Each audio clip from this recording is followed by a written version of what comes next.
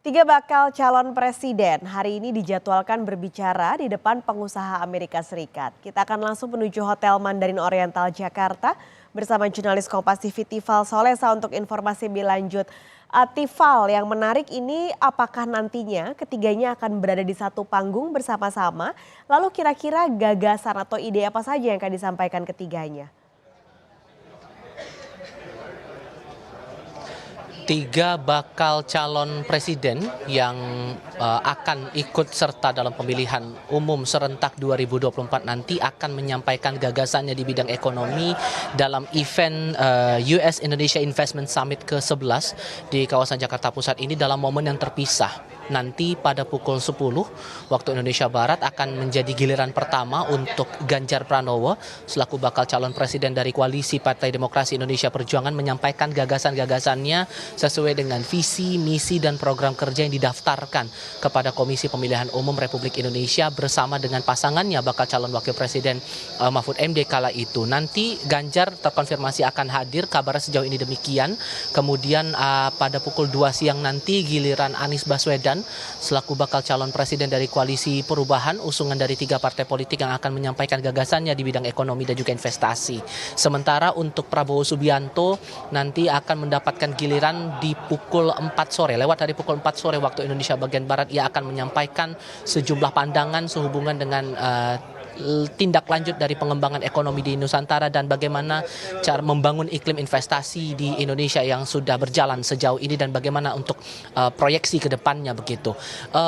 Sekadar informasi saja bahwa agenda US Indonesia Investment Summit ini sebetulnya adalah sebuah gagasan ataupun event yang sudah secara tahunan dilaksanakan antara pihak pemerintah Indonesia bersama dengan perwakilan dari pemerintah Amerika Serikat.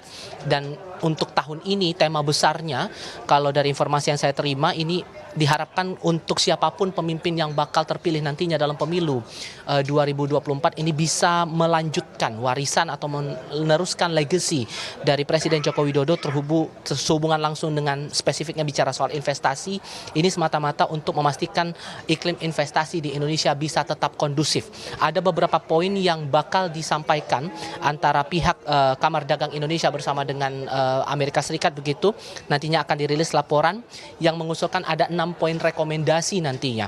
6 poin tersebut rinciannya seperti penyederhanaan birokrasi, penyederhanaan prosedur pajak, peninjauan kembali atas tindakan pembatasan perdagangan.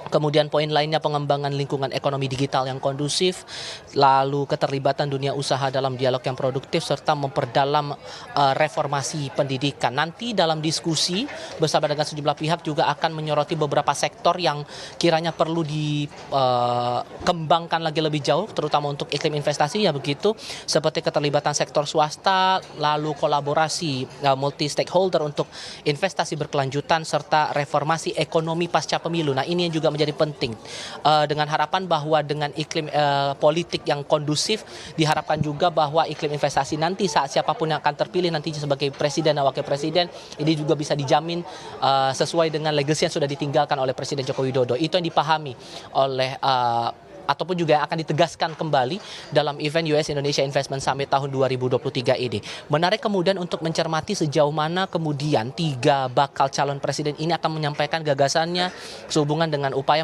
meningkatkan pertumbuhan ekonomi dan juga menjaga iklim investasi di Indonesia ini tetap kondusif begitu. Kalau merujuk dari sejumlah visi misi serta program kerja yang disampaikan oleh dua bakal calon presiden yang telah disampaikan lewat pendaftaran ke KPU pada 19 Oktober lalu, untuk pertama saya coba bicara soal sejauh mana Amin atau pasangan Anies Baswedan Mohaimin Iskandar ini bisa meneruskan program ataupun juga mengembangkan si aspek ekonomi di Indonesia. Dalam misi 8 jalan perubahan diterangkan itu ada 2 poin yang sebetulnya cukup spesifik bicara soal ekonomi dan investasi.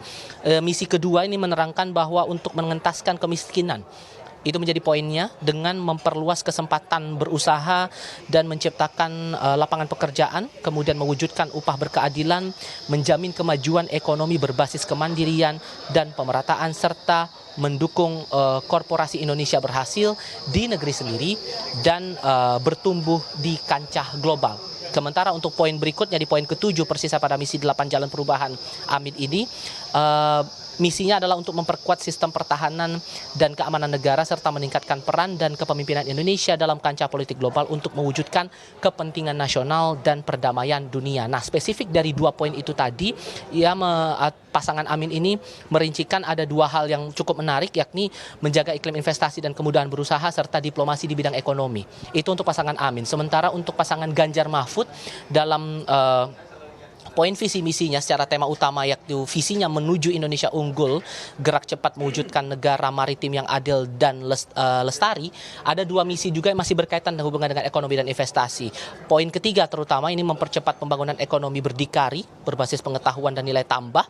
Rinciannya berhubungan langsung dengan ekonomi unggul berdaya saing ada 12 poin, dan juga kedaulatan pangan ada 5 poin. Sementara untuk poin berikutnya ada pada misi keempat, yakni mempercepat pemerataan pembangunan ekonomi. Nah, itu baru yang kami pahami atau yang saya pahami dari 2 bakal capres. Sementara yang juga menarik untuk dicermati adalah bagaimana program-program yang bakal coba dikembangkan, coba diupayakan oleh Prabowo Subianto bersama dengan pasangannya nanti. Kemungkinannya ada pasangannya Gibran Rakabuming Raka untuk memperkuat ekonomi, pertumbuhan ekonomi dan juga pengembangan investasi di Indonesia. Paskalis. Baik, terima kasih Tifal Solesa melaporkan langsung dari Mandarin Oriental, Jakarta.